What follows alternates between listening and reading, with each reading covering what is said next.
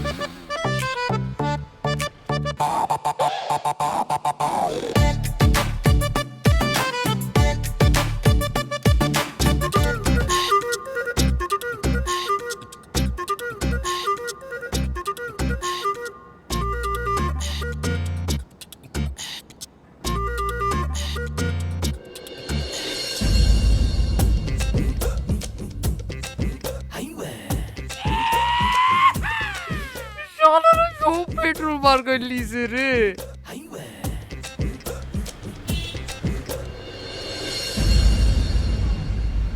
কি হয়েছে দাদু?